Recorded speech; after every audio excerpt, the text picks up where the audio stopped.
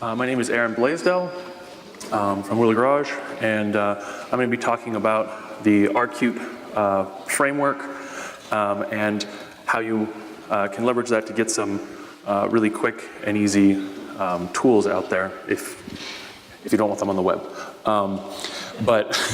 So what you should be able to take away from this this talk is primarily what is RQT and how you can create your own RQT plugin tool and hopefully a burning desire to create one as soon as possible. Okay, so I actually asked around yesterday to see what people actually wanted to know about RQT. And the biggest question I got is, what the hell is RQT? And I got that from lots of people. So I'm going to go over that first. And then I'm going to discuss a little bit of the porting of the original RX into the RQT framework, some of the stuff we're doing to move forward and get more plugins, then how you can write your own plugin, and how you should write your own plugin. And then if we have enough time, I'm going to go over some of the currently available plugins that you should probably know about. So RQT is a plugin framework to quickly and easily create cute GUI tools, and cute is correct. I talked to the Troll Tech guys. It is cute, but I say Qt sometimes too, so don't worry about it. Now, what we're looking at here, if we can, you see on the right there, we have a nice quick Xterm inside of RQT. And on the left, we have a tool for interacting with dynamic reconfigure nodes. And I'm not going to go into those directly, but I will go into how they are quick and easy to create in a little bit. And so a lot of people have asked in the past, why do we move away from RX? I'm not going to get into that directly, but I'm going to go into some of why we actually wanted to create RQT in general. The two main important points, in my opinion, were it was a little painful and difficult to start up and actually start creating tools in RX. That might be opinion, but it's mine. Also, each RX and WX widgets tool had a kind of a different feel to it, and it was hard to, or not as easy as it could be, to use them alongside each other and keep them straight and together. And there are a couple other things I won't mention as well. So the pieces of the framework. The packages we have, Qt GUI core is the actual framework. RQT GUI is the instance of it, and you can it actually will go out and find all of your plugins in your system with plugin lib. And if you want to use Python, we have a nice Qt binding system for you. So the real question here is you're probably asking is, so what do I get out of this? Why don't I use something else? So with our system, you can use either C++ or Python. Most of the plugins that exist right now are in Python, mainly just because it's easier for us to maintain and develop quickly. So what RQT does for you is it keeps track of creating all of the main windows and provides you with a canvas to put all of your widgets on. And then it keeps track of where your canvas is in a layout. And also it lets you create methods to keep a persistent state if you so desire. So I'm going to just go quickly over a couple of the newly ported tools. That doesn't look as good as I expected it to look. Okay, so on the left we have our RX console, and on our right we have our RQT console. And some of the new features, we've done a complete filtering overhaul, so you have a couple extra, two different types of filters. You can actually exclude things like you could in the original, and you can also highlight things. So if you don't actually want to completely remove all of the data that you have in there, you can just highlight the stuff you want to look at and have the other stuff grayed out in the background. Also, we get with Qt for free, we get column sorting and all that kind of nice stuff. And a couple people wanted saving and loading of messages, so it's in there if you're really interested. And also, one thing that I actually had got a lot of really nice feedback back for here is if you don't care at all about filtering, with RX, it's just always down there, and it's kind of annoying. But with RQt, we used what's called the Q splitter, and you can just get rid of it. You just have to drag a little handlebar down that's in the middle there, and all the filtering goes away, and you'll never have to see it again because the state is persistent. So one other quick one, we have the RX graph plugin on the left and the RQ graph plugin on the right. And we've added a couple nice features, colorization, that we've defaulted so you don't see the ROS out node that everything is connected to and just clutters everything up. And again, you can save and reload. And so all the tools you've come to love about RX are in RQT, with the notable exception of the WX widgets tool for the Smatch viewer. That was missed in our initial pass, but it is in the works for the future. So what do we get? Like, what do we actually get? So in here you can see a set of plugins. There's actually 4 plugins in this picture. If you're a little bit new to RQt, it might be hard to distinguish where they are. So on the bottom there, we have a console. On the right top, we have a logger level plugin. And on the top left, we actually have 2 plugins tabbed, a publisher and a ROS launch GUI. When you have a plugin loaded up, you can actually just grab one of the plugins by the toolbars on the top. Each one has, you can see with the name and all of the close buttons and those kind of things on the right. If you grab it by that, you can drag it around, and if you drop it on top of another plugin, they'll start tabbing up, like you see in the top left, or to the left or the right or the bottom. You can tile them, which you can reorganize everything however you like it. And so there's no limit to this. You can just keep on adding up there, though usually it's a lot easier to keep everything straight if you keep the number of plugins down. But if you want 100 plugins in your interface, go for it. If you're saying to yourself that you don't want to be confined by this tiling scheme, it's also possible to just pull them on out and throw them anywhere you want and float them on the desktop. Now, what you're probably telling yourself at this point is, I don't want to do this every single time I load this. It seems like a pain in the butt to do that. And the nice thing for that is you don't. It'll actually save the location of every single one of your plugins and every single, all the sizing and the window position. Next time you load it up, it'll be exactly where you left it. In addition, there's the concept of perspectives, and you can add new ones, and each one of your layouts you can save, like the way you like to use console. Maybe you want to have logger level up there as well. You can save that as a console perspective, and then maybe you have a PR2 perspective that will switch over to that as well. So you can swap between any number of perspectives, and that should make it easier for you to get from one tool set to another.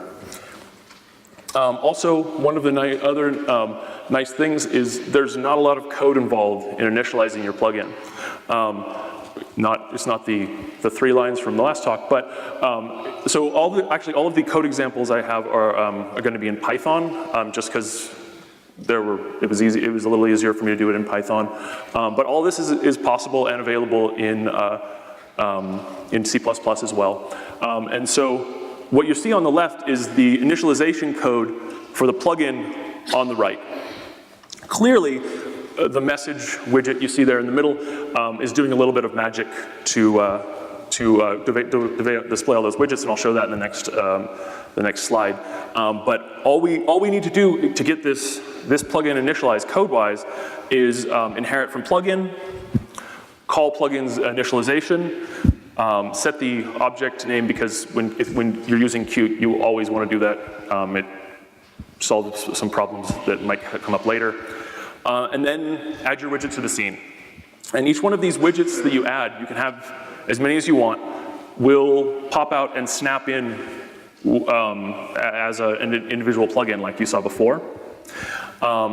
And that's how that works. So let's look a little bit into the message widget. So all of the widgets that you were seeing on the right here are actually loaded up in 3 lines, from the RosPack line to the load UI line.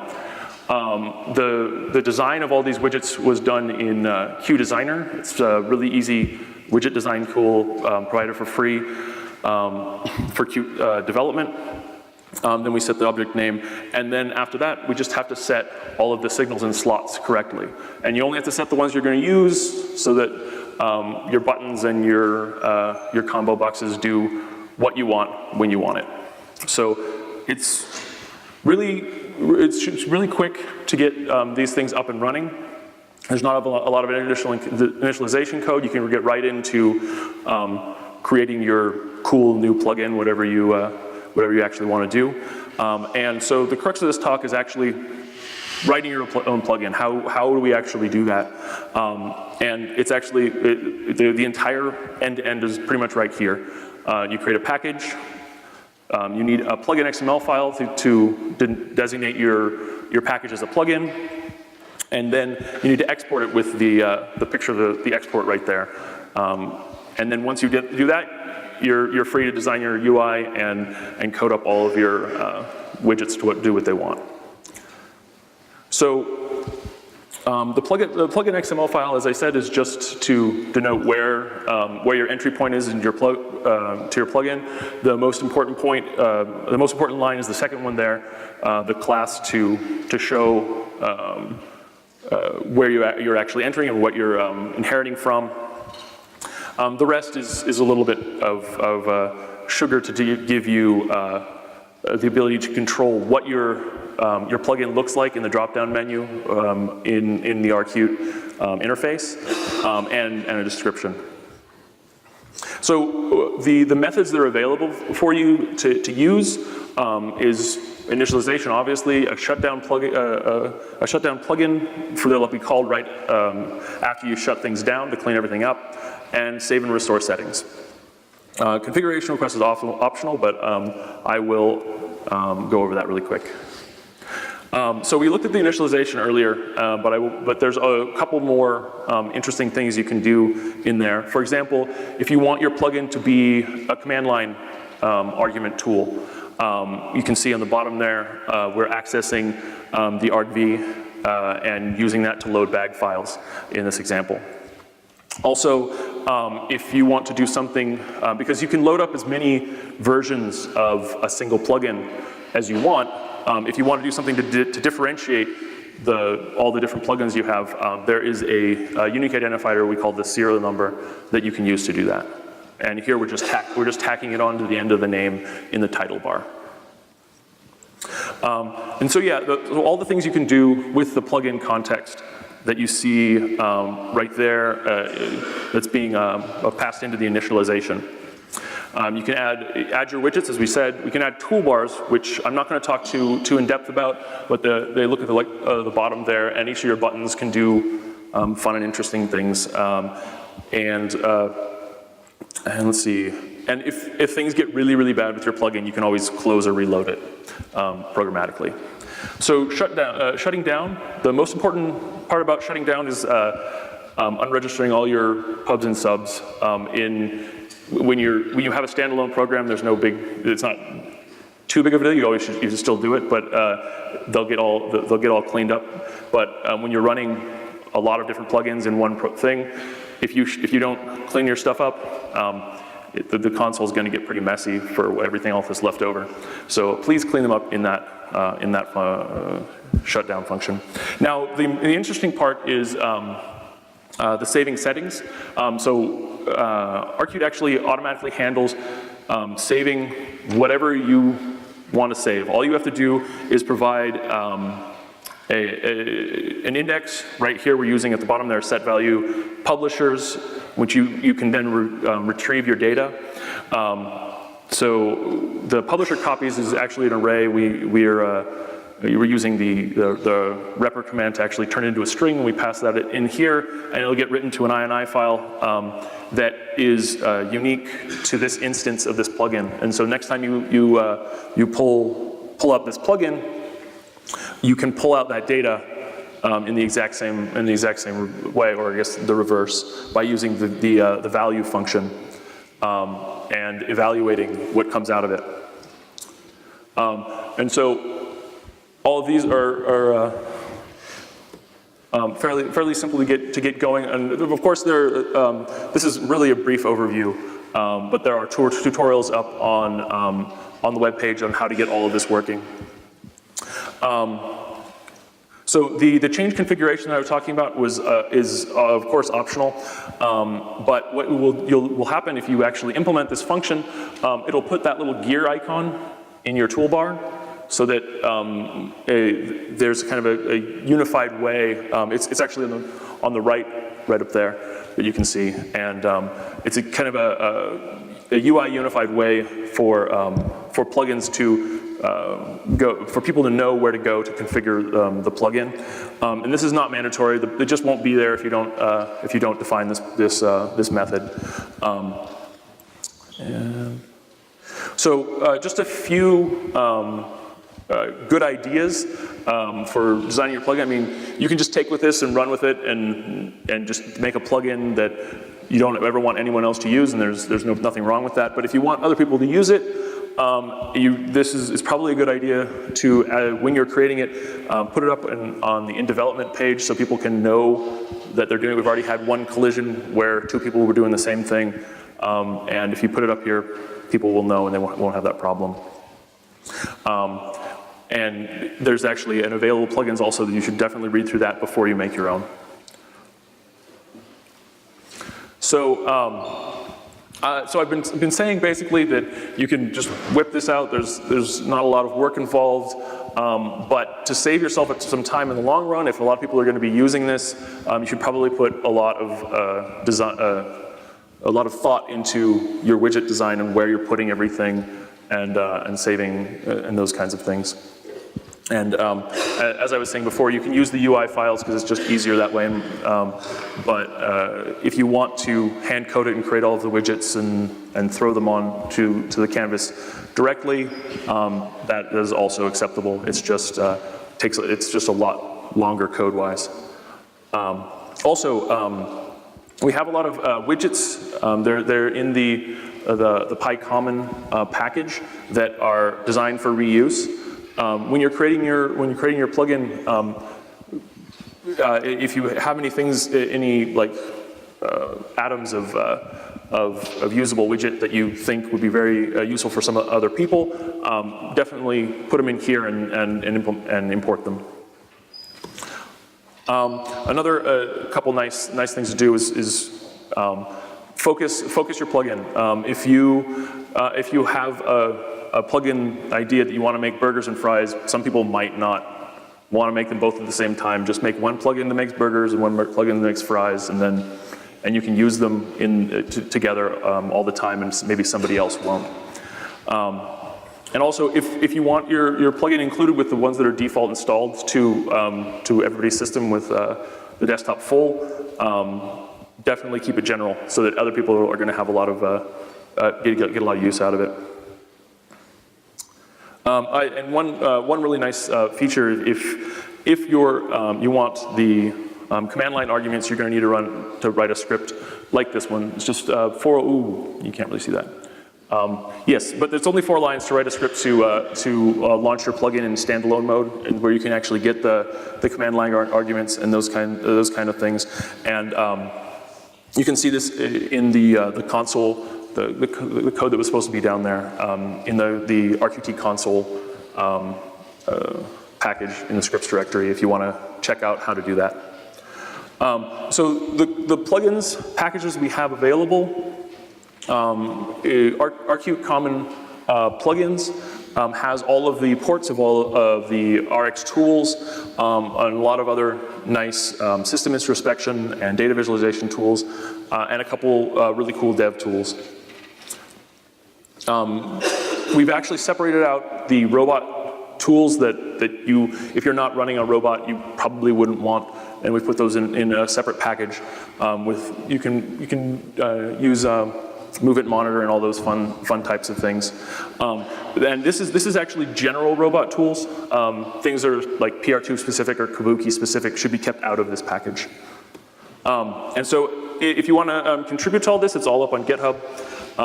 And if you can send a pull request, or if you don't feel like doing that, you can always send us an issue and tell us what's wrong and how we can fix it, or where we can go put ourselves. So for there's a lot of other plugins available at the moment. I'm not going to go into all of these, but depending, I don't have a clock, so am I doing okay on time? Okay. So I'm not going to go into all of them, but I'm going to show a couple ones that I thought would be interesting to people. One that's been there kind of from the beginning is RQT Publisher. So if you want to throw out a random message to test your data, maybe you don't want to bring up your whole tool chain, maybe you just want to bring up the last one and send it a dummy message. RQT Publisher will do that for you. You can just create what topic you want to send it out on, the type of message you want to send, and it'll load up in a tree-like structure right there. This one looks good. And you can actually type in all the information, and it'll evaluate Python if you want to do that kind of stuff. And then you can just send a message to get yourself started and save yourself some time. Another one that's actually very recent that hopefully we can get into the common plugins fairly soon is ROS Top here, which is basically top but only for ROS stuff. So if you have any trouble in looking at top and seeing what's ROS-y and what's not, I would suggest using this plugin. Another nice one that we've had for a while is the package dependency viewer.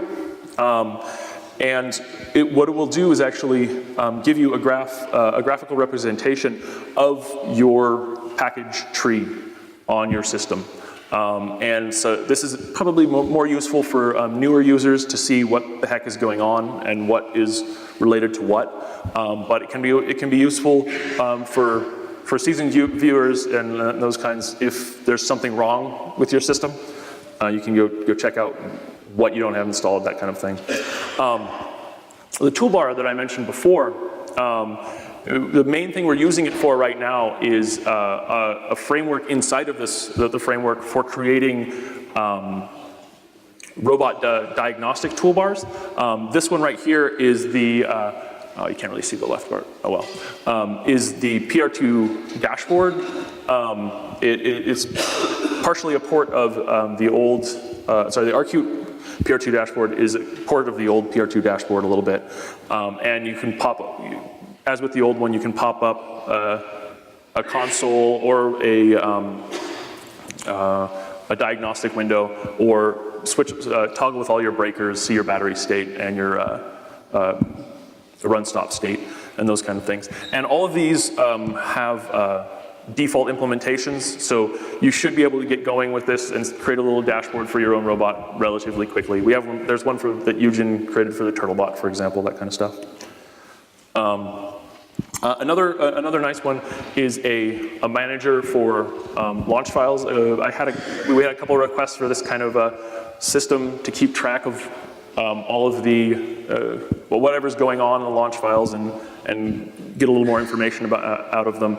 And so in this you can actually stop, reload, start up, and change the arguments for your launch file nodes, and hopefully that will be useful to you. So that actually is that. And if you're interested in getting involved, I'm going to have a birds of a feather meeting, or you just ask questions about RQT of things I haven't covered, that kind of stuff, and the afternoon break. And of course, the SIG and the wiki are there. And thanks for listening.